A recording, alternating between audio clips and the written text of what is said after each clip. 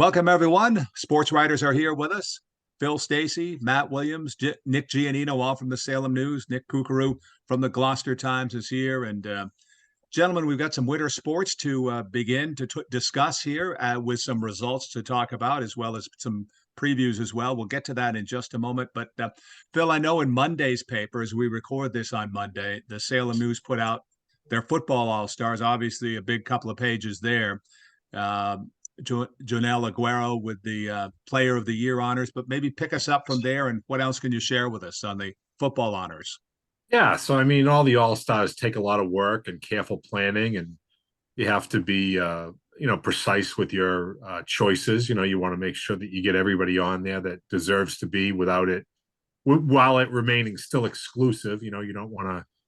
I'm not a fan of, say, like the Northeastern Conference picking 48 all conference players. Um, but for us, I think, not to separate football from other sports, but it's football. It's different. There's a lot of players, and as such, we have a bigger all-star team than we do for the other all-star teams, and we try to, get somebody from all 13 programs that we cover on the team, at least one person, if at all possible, which I think we did this year. And then you want to try to break it up. Make sure we have enough linemen, make sure we have, all positions represented and whatnot, while still picking the best players. So it's a little bit of work. We have a general idea of who the all-stars are. And of course, just because you're a league all-star doesn't mean you're necessarily a Salem News all-star.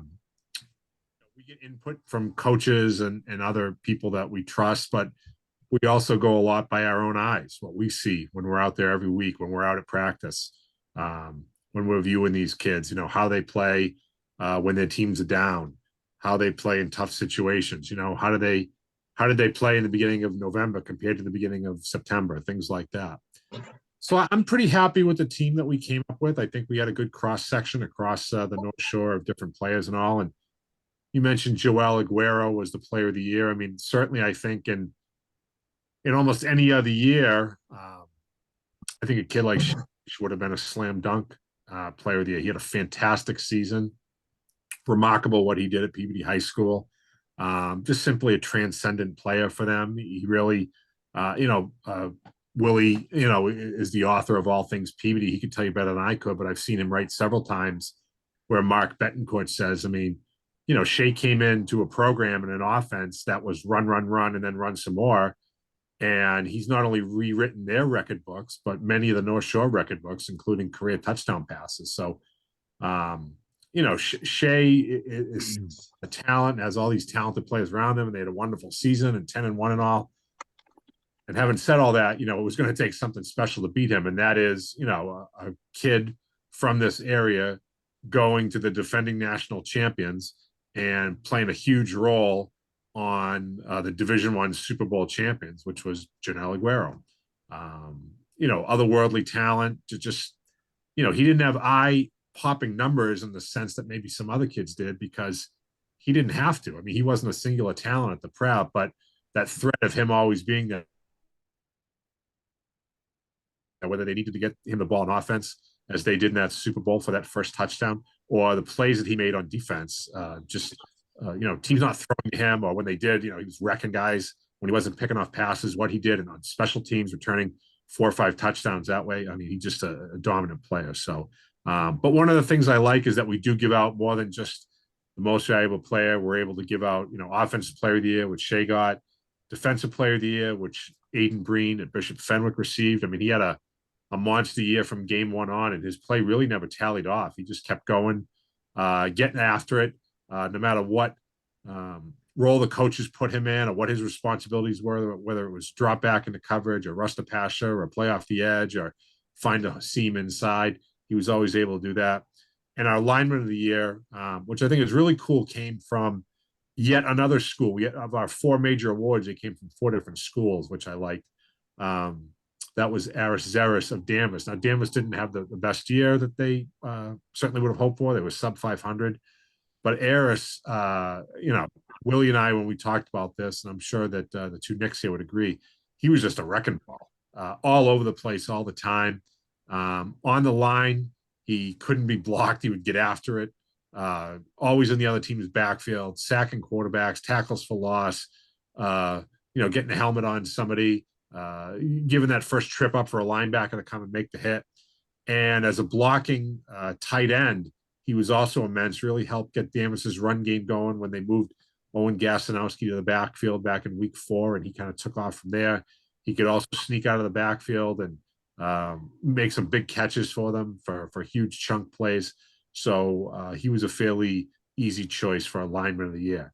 And then for the other, what was it, 31 gentlemen, Willie? We have 35 total, I think. I don't recall. I give or take, sure. Yeah, I didn't count them, but yeah, give Okay. or take. All kinds of great players. I mean, we could have picked a boatload from Peabody. We could have picked a boatload from St. John's Prep. We could have picked more from Fenwick. But we got. I mean, all the prep guys didn't even fit in one tweet from Coach Saint. He had to do 2 tweets to squeeze them all in there. So I think we gave him quite a lot. Salem had a great year. Salem could have had a couple more guys on there. But it's also important to recognize, the teams that maybe didn't do as well, but had standout players, like a Henry Wright at Ipswich or James Day at Hamilton Wenham. Who else? A Matt Sopp in Beverly, kids like that. So happy with the all-star team. It's a great collection of boys. We had one Super Bowl champion. We had a lot of other great teams this year and individual performances. So I hope that they are represented well in the newspaper and online. It's, in this day and age, I think of tons of trophies and awards and accolades. Whatever, I'd like to think that being a Salem News All-Star certainly still means something, and I hope it does to the people that were rewarded with it today.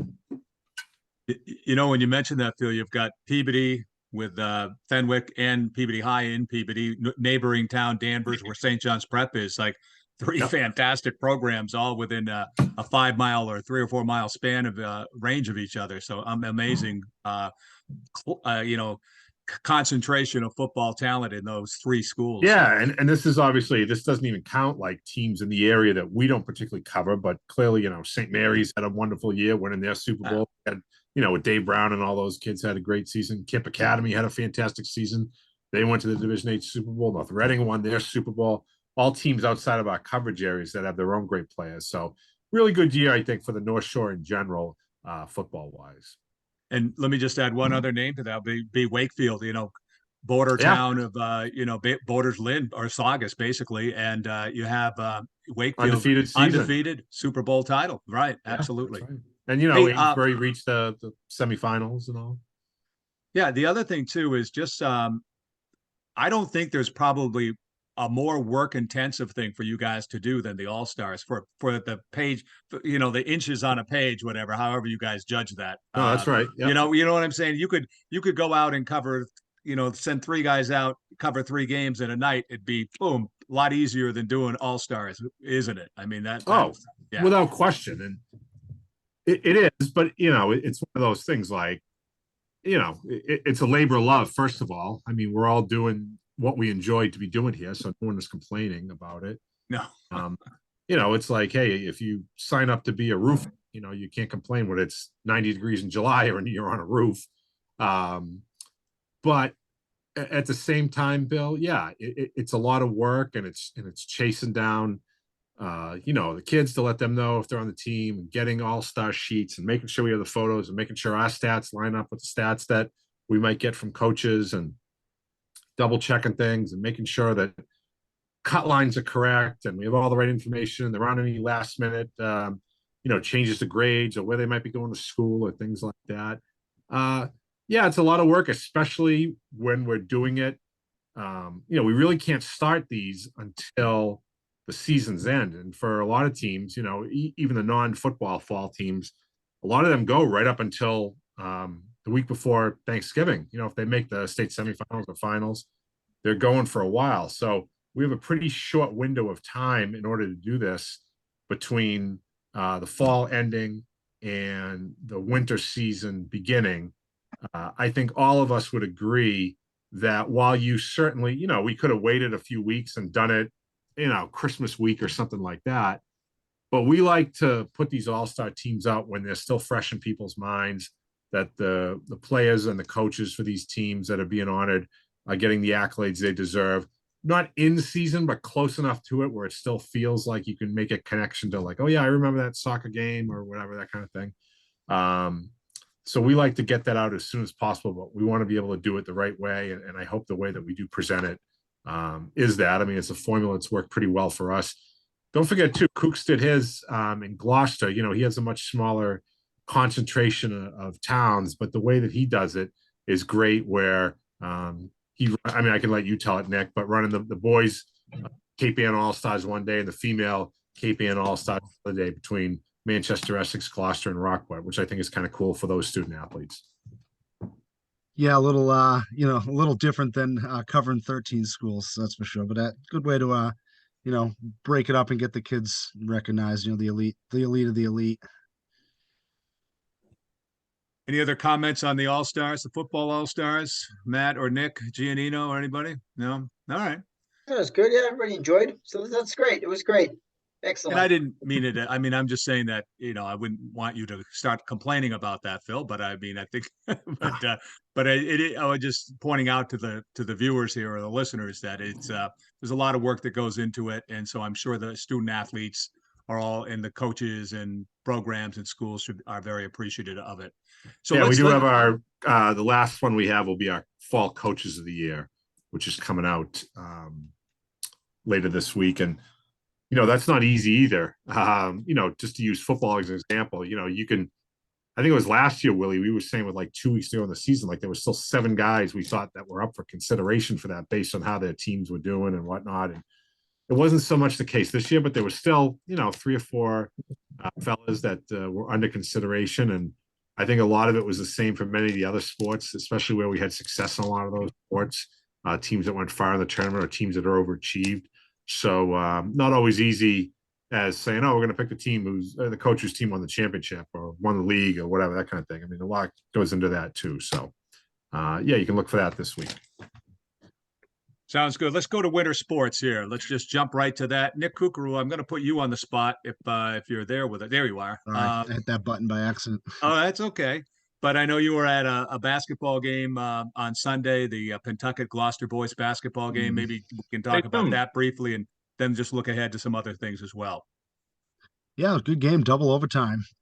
Gloucester trailed pretty much the whole time. They kept tying it up, couldn't quite get the lead, and then they finally got the lead in overtime.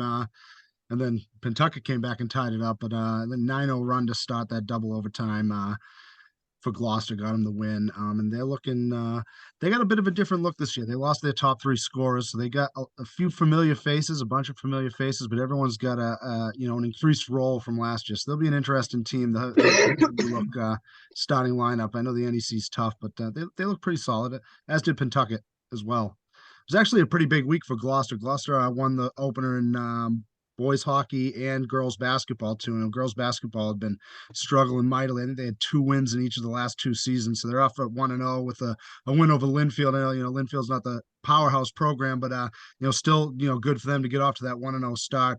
First year head coach Tommy McDonald has them trending in the right direction.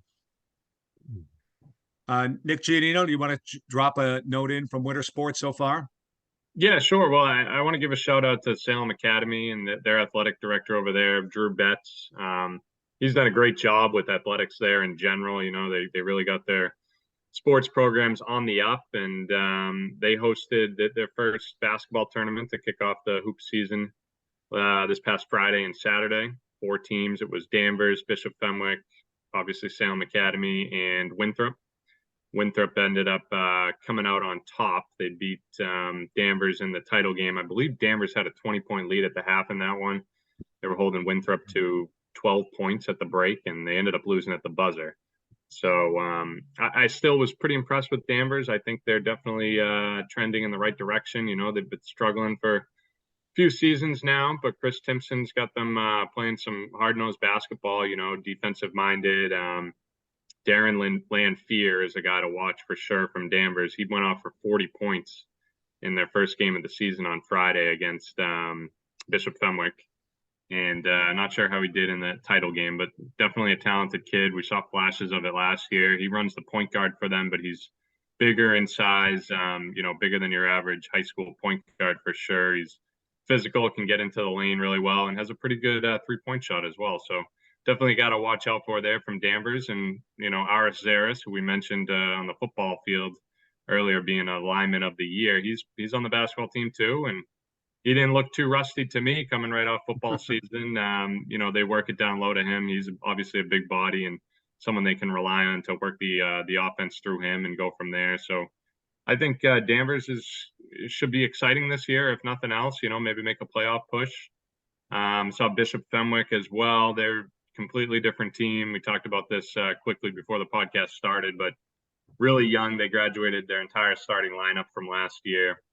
And most of the guys that were on the bench for the varsity team for Fenwick last year didn't see a ton of minutes. So he's trying to work out the rotation there. Like I said, they got a lot of young guys. I think their tallest guys are both freshmen.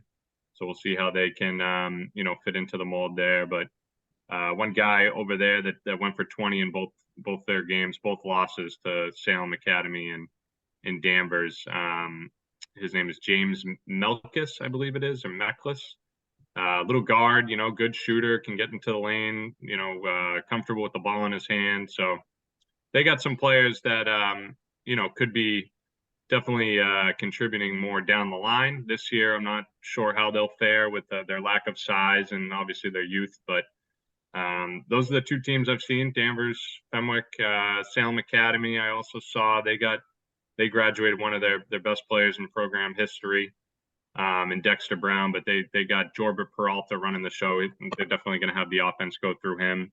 And they're in the MIAA now too. So we'll see them quite often facing off against some out of conference teams around here. Obviously they started off with that little tournament over there, which was fun. So that's all I've seen so far. Definitely another team to look out for if you're just a high school hoops fan from the area. Pingree, they got a really good squad this year. Ipswich's Ray Cuevas transferred over there, reclassified as a junior. He's been going off already. They're 3-1. I think he had like 34 points the other night.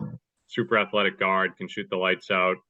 So definitely a good get for Pingree there. He lit it up at Ipswich last year, I believe, averaging well over 20 points. So he transfers over there, and then they got just a really solid team around him.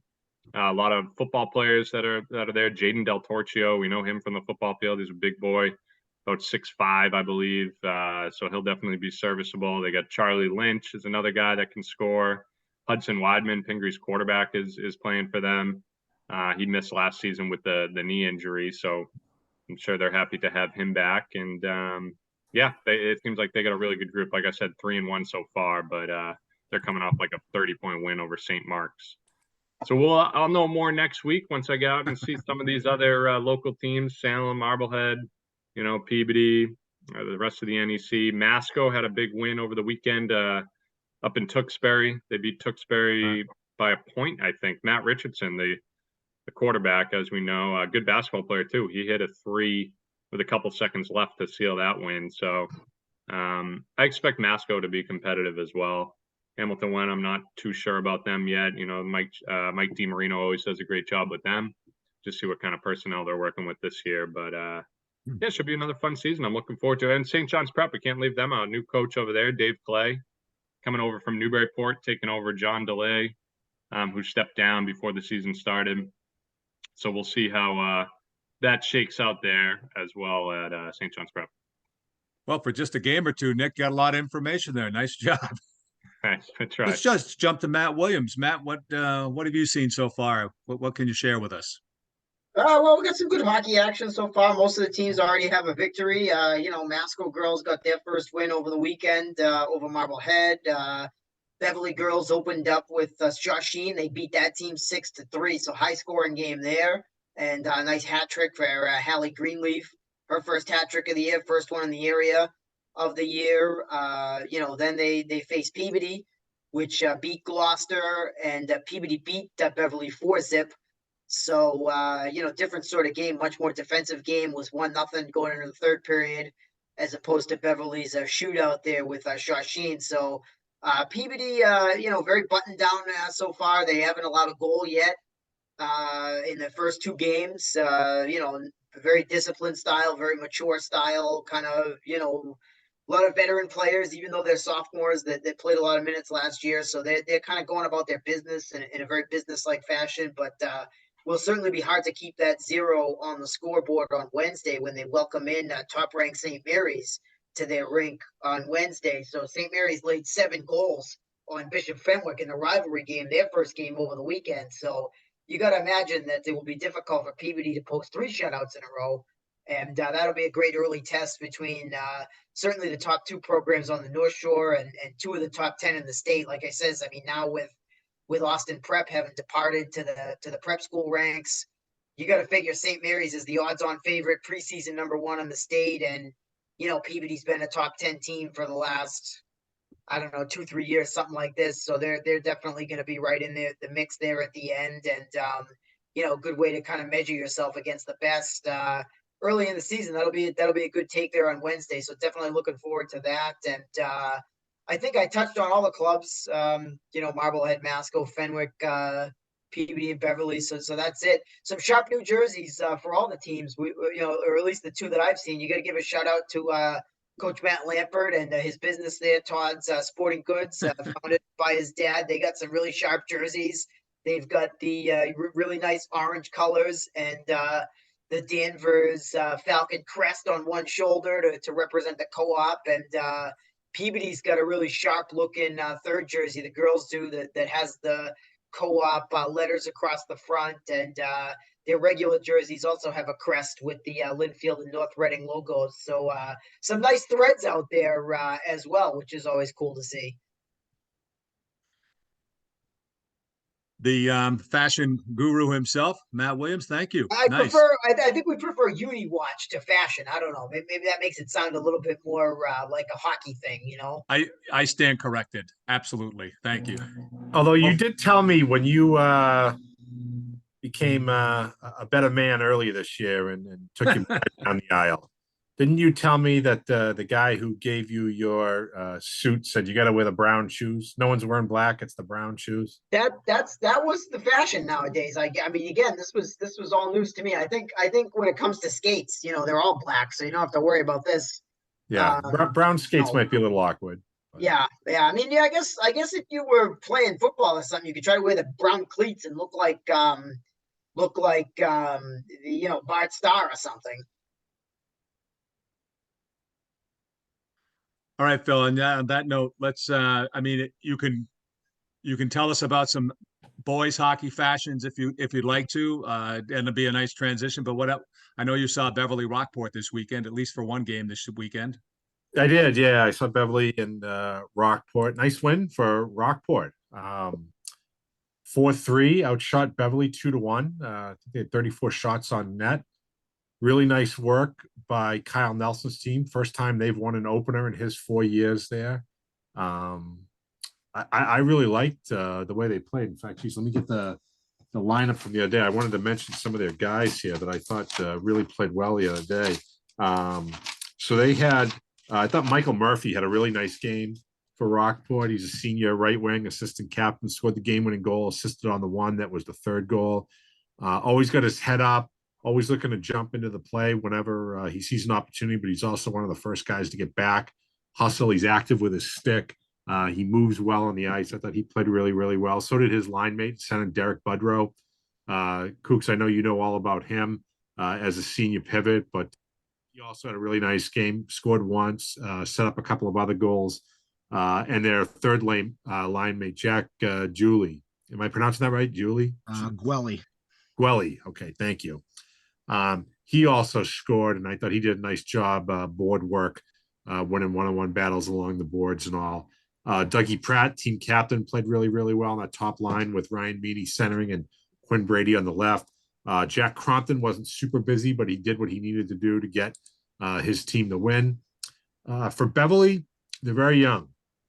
And I think there's going to be some growing pains on the new head coach, Andrew Scott, but he and coach Andrew Irving, are a good place for a young team to start because they have an idea of how they want to build this program, build the team, and it's through hard work and being rewarded for that hard work. And I think what you saw there is Beverly gave up 2 goals late in the second period. We're down 4-1 going into the 3rd.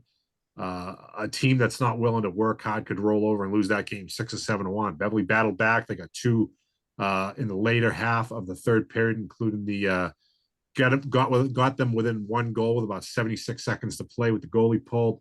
They kept the goalie pulled. They put more pressure on, but I think it was, in fact, I know it was Michael Murphy blocked the shot or deflected it with his stick with about 10 seconds left to preserve the win for Rockport. Defenseman Gavin Lawrence had a couple of goals for Beverly, and he assisted on the last one from sophomore Connor Lawrence. I thought Ethan Height, the junior, who assisted on Wallace's the last goal that Wallace scored, I thought he had a great up and down game for them. Like I said, they had 6 freshmen, 3 sophomores playing regularly, 5 freshmen in the top 9 of the forwards. Luke Bowen was a center I thought looked really good. He assisted on one of Lawrence's goals. Michael O'Leary was another kid, Mikey O'Leary, they call him. He was another center. He did a nice job up there. And Beverly has a stretch of games coming up where they can pick up some points if they feel. Swampscott, Pentucket, and there's somebody else in there I can't think of. But those are games they feel like they can win. Danvers is off to a 2-0 start. They blasted Peabody on Friday night, 11-1, and then they came back Sunday and won in the opening round of the Cobblestone tournament up in Lowell, which they won last year. They won that one 3-1. They're actually playing tonight. By the time you hear this, that game will already been decided. But after beating Greater Lowell yesterday, they play Lunenburg / Ayer Shirley today for the championship. But Josh Henry has played really well so far. He had 5 points against Peabody. You had Cooper Dunham, freshman, had a hat trick against Peabody. Ty Langlay's had a couple goals. Braden O'Terry, the junior goaltender, has had 7 saves in both wins so far, so he hasn't been too busy. Some strong defense by the likes of guys like Bobby Joyce, who is a team captain. Trevor McNeil, he's another captain up front for Danvers. You have Jacob Langlace on D, who's going to look, he's a freshman, but he's looking good. Henry's a defenseman that I mentioned. Ty Langlace is a junior. He's another defenseman. So I think defense is going to be the strength of this Danvers team. They're going to need to play strong defense in front of O'Terry to have long-term success. Peabody, as I mentioned, they lost that opener to Danvers, and they come back the very next night and they erupt for 13 goals to beat St. Joseph's Prep. They, as you might remember, Bill, took last year off, didn't have enough players for a varsity program, didn't want to run out 8th graders who were not ready for the varsity game against bigger, stronger, faster 11th and 12th grade opponents. So they played a JV schedule last year. They've combined with Saugus to have a co-op team. So they are the Peabody Saugus Tanners, not to do the uni watch thing, but they are also going to be getting some uniforms, I think, that have shades of blue, white, red, and black between the home and the road uniforms. With the P and the S interlocking on the crest of their jerseys. But Michael Morrow of Saugus, he's one of the team captains. He had 6 points the other night against St. Joseph's for Peabody, 3 goals, 3 assists. Michael Capone, also from Saugus, had 3 goals and an assist for himself. Michael Ryan of Peabody had a goal and 2 assists, and so did Ryan Jones of Saugus. Joe Soares of Saugus had 2 goals. Ashton Souza had the win in net with 21 saves. So Peabody 1-1. It's good for them to get their first win. Congratulations to Coach Marshall and his guys to pick that up. Who else played this weekend? Essex Tech won. They had 5 different goal scorers. They beat North Quincy 6-1. Logan Casey's a returning junior forward for them, had 2 goals and an assist, while Brady Leonard and Chris Marr both had a goal and an assist. And Kyle Mahan picked up where he left off a year ago, 23 out of 24 shots saved to get the win between the Pipes. Bishop Fenwick fell to Winthrop. Captain Chris Stevens got the goal there. They lost 2-1. Really nice work from the other captain, Josh Millman, in net. He had 21 saves. So I believe that's everybody that played this weekend. We have Marblehead plays at Gloucester on Wednesday night. Cooks will be there for that one. First game for the Headers under Mark Marfione, their new head coach. You got defending state champion St. John's Prep hosting Masconomet with their new head coach, Andrew Boppel. Andrew, of course, is a longtime assistant. He takes over the head coaching job with Andrew Jackson stepping down. Prep is loaded. They may be literally the fastest team in the state. They fly up and on the ice. They got offense galore. Haven't totally settled on a goaltender yet. They have two guys back, neither of who started a year ago. Of course, that was Peyton Palladino was the starter last year. So you have Luke Quinn, a sophomore, and Brian Cronin, the senior, who are back. My guess is that Quinn would get the nod, but it could be Cronin, considering they go on the road to Hingham on Saturday night, which should be a real big test for them right off the bat down at Pilgrim Arena. So you may see both goalies play in the first two games, but my inclination would be that Quinn would probably be deemed the starter, at least to start the season there. Swampscott opens up their season Wednesday at Beverly. Only lost two seniors last year. They've taken their lumps the last couple of years, 3 wins last year for the Big Blue, but awful lot of returning guys. And they have Ronan Locke back in the fold, who had a really nice freshman year a couple of years ago. He left and now he's back for Swampscott. So they're hoping to have him. And Hamilton Wenham is our last team, I believe, in our coverage area that has not played yet. They play at Northeast Metro. Again, they lost some seniors, but they have a lot of talent back. Luke Graham, Cooper Miller in goal. You get kids like Will Brown and Lucas Hunt and Luke Twomey and Will Stinson and Aiden Clark, Charlie Collins. So they should also have another successful year as they shoot for another playoff berth.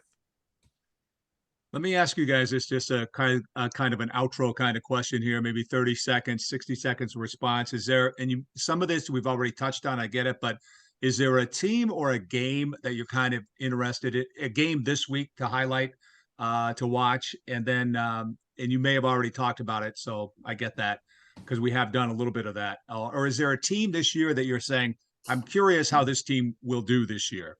Something along those lines. So, Nick Giannino, you want to start us off? I'll put you on the spot on that one. Yeah, no, I'm curious about Beverly. I still think they're strong and probably, you know, the favorite, if not one of the favorites in the NEC. But losing Gabe Copeland to Proctor certainly doesn't help. You know, he was a really important player for them, scorer, defender, big body, played physical. But they still have Ryder Frost. They still got Dylan Crowley. They got some nice pieces. Obviously, Matt Karakutis has proven he can, you know, coach with the best of them. So, yeah, I'm intrigued by Beverly. I want to see what they can do this year. Perfect. Nick Kukuru? Interesting, Gloucester boys hockey. I mean, they won their opener 3-2 in double overtime. And they've kind of been known as a high flying team, you know, in recent years, putting up a lot of goals. And they're built a little different this year. I think they're built a little bit more on depth. They're not going to fly up and down the ice. They can still score, but I'm interested to see how they can mold their style to the skill sets that they have. Nice. Matt Williams? I'll go two directions. The girls basketball, I think Masco and Peabody playing on Tuesday is one game that I have my eyes on. That's like Alabama playing Georgia week 1, right? I mean, I think those are by far the two best teams in the NEC. I don't think anybody's really going to challenge either one of them this year, with the exception maybe of Swampscott. That's a pretty athletic team, but those are your two best teams, have been the last 3 years, and they're playing each other opening night. So that'll be a great barometer to see where they both are. I mean, Peabody returns 4 or 5 starters, and I think 7 of 8 in the rotation, so they should be one of the best teams in the state. Masco's got a new coach, right? So how's that going to look? What are their sets going to look like? And the team that I'm interested in is the Peabody boys basketball team, because they have so many athletes and they played such a plugging style last year. You know, they almost beat Beverly on the road. They're a hardworking bunch, but I'm wondering if their guard, AJ Forte, takes that next step and becomes a reliable, great scorer, if they could be a threat to maybe win a playoff game. I was teasing Danny Barrett at the last football game. I said, Danny, you got to tell Coach Thad he's got to find a way to average more point scoring per game than the football team did. And if they can do that, I think they're going to be a pretty good club. Yeah, they were a team, Willie, that was kind of hot and cold last year, but definitely showed flashes of some prolific offense. And AJ Forte, you mentioned, he was great on the soccer field this year, so maybe he can carry that over. Phil, maybe 30 seconds, 45 seconds here. Yeah, I mean, I think you have to say St. John's Prep Hockey, defending Division I state champions. They have to be the prohibitive favorite going into this season. As I said, speed, tons of balance, scoring. I mean, they got guys on the fourth line that would be first liners elsewhere. Really good defensive core. I know they're going to find some goaltending. They got a super challenging schedule, so they're probably not going to go undefeated. But I think it's going to be another really successful season on Spring Street, and I'm curious to see how it's going to play out over the next 3 months. Great stuff, really good stuff. All things considering, we only played a few days here in the winter season, but you guys nailed it. So thanks so much, and we'll talk again soon. Thank you, Bill. Thanks, Bill. Yep.